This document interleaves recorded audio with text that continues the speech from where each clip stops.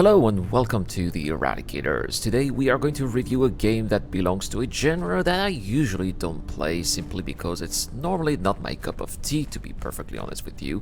This game is a survival crafted game that has had a tremendous launch on Steam with overwhelmingly good reviews, which is probably why the Steam algorithm decided to put it in my recommendation feed, and maybe yours too. And eventually, being a fan of science fiction and space exploration, I was of course immediately intrigued by what I saw in the screenshots, and I was also delighted to see that there was a demo that would let me try the game for a few hours, something that you don't see all that too often nowadays. And so this game is called The Planet Crafter, and it is an indie game made by a couple of French developers that made their own indie company, Miju Games, and today I'm going to review it for you and tell you why it is that damn good. First, let's talk about the setting, as you start the game in a tiny capsule with only a small crafting station, a chest, and a limited information monitor with some goals and some vague messages about why you are here and where you are. More details about your true purpose and origins will be revealed later on though. The environment outside is daunting, featuring regular intense dust storms,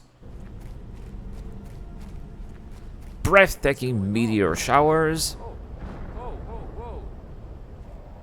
or chilling toxic fog, and even when the sky is clear, it features one of those hellish red-orange hues that constantly remind you that if you sit idle, nothing good is going to happen to you after a short period of time. That feeling of emergency is reinforced by the fact that your inventory is very limited and that your food and thirst gauges are decreasing rather fast, meaning that you are going to have to find ways to sustain your existence, and you will have to do so by gathering resources to be able to craft the items that you'll need to be able to do just that. But only then you will realize that your oxygen levels deplete at an alarming rate once you are outside, meaning that you will also have to find ways to upgrade your equipment as well as your facilities, because soon enough your starting capsule will turn out to be way too tiny for your operations, which will also need more power, which in return will require additional resources. As you've probably understood, the game will keep you very busy all the time, and that in itself is awesome.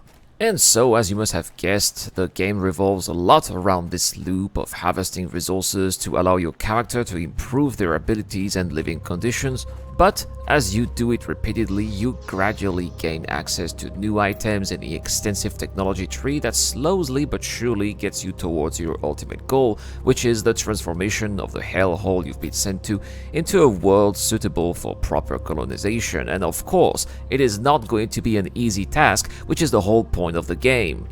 Very often, you will find yourself rethinking your strategy, unbuilding and rebuilding your structures and facilities, or even return to your footsteps to collect an item you would not have picked up in a previous exploration journey.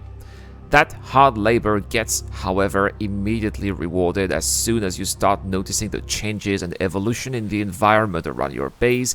As the sky turns purple, then blue, clouds eventually form. You will then experience your first rainfalls, and what used to be barren valleys turn into lakes surrounded by vegetation that you would have carefully placed.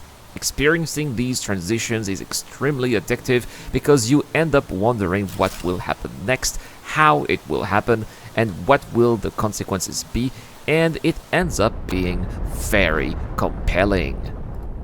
Next, we will talk about the graphics and how the game looks and performs, and I think that it is fair to say that The Planet Crafter is not the most realistic looking game out there, nor the most beautiful, and sways more towards a cartoonish look at times. However, because it manages to keep you busy on a continuous basis, it becomes easy to stop focusing on that particular aspect. It also comes with the benefit of offering comfortable frames per second, well above 60 on my PC, which makes the game accessible to older or lower-end machines. Last, I want to talk about the sandbox aspect of the game, which is to me where the game really shines and where it gets its value-added gameplay, as you truly are free to conduct your operations the way you want, whether you'd rather focus on exploration, mass production, or base building, as long as you find a process that allows you to sustain your existence within the game. For example, After I reached the rain stage in my terraforming process, I decided that I'd build a road system across the map.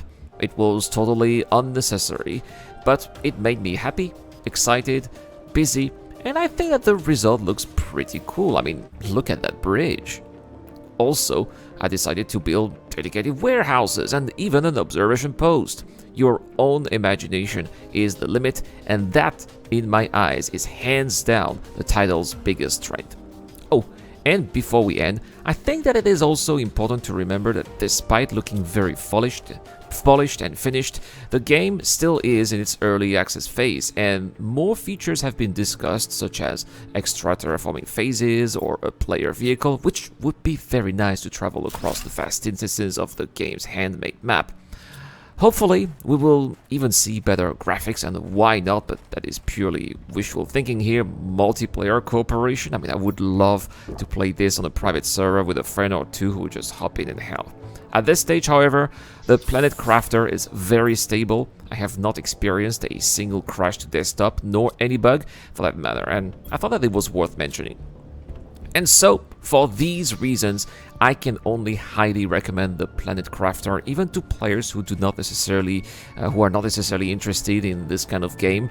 It genuinely is quite an experience in itself and will keep you busy for many hours while offering something fresh and awe-inspiring, and that is why I will give it a 9 out of 10, my only concern being the graphics, which I hope could be a little more photorealistic.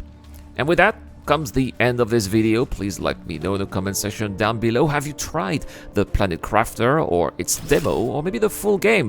Would you like to give it a shot or not? And I really want to know everything what you guys think. Also, if you think I did a good job at reviewing this game, please don't forget to give this video a like, as it really helps with the YouTube algorithm, or even better, smash that subscribe button for more gaming content.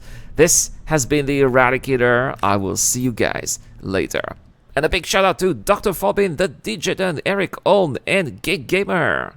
A huge shout out to everyone who's been helping me out on Patreon and via the YouTube Joint membership program. Creating content on YouTube involves continuous circles of ups and downs, and it is when we are the lower parts of the curve that your help really motivates me to keep on going. Your contribution really does make a difference, which is why in return I try to give back by offering backers access to my private Discord channel, automatic access to exclusive giveaways, or answering your questions during the show. You can help me out with as little as $1 a month, and any help is greatly appreciated. Thank you very much for watching again. This is the Eradicator. I'll see you guys later.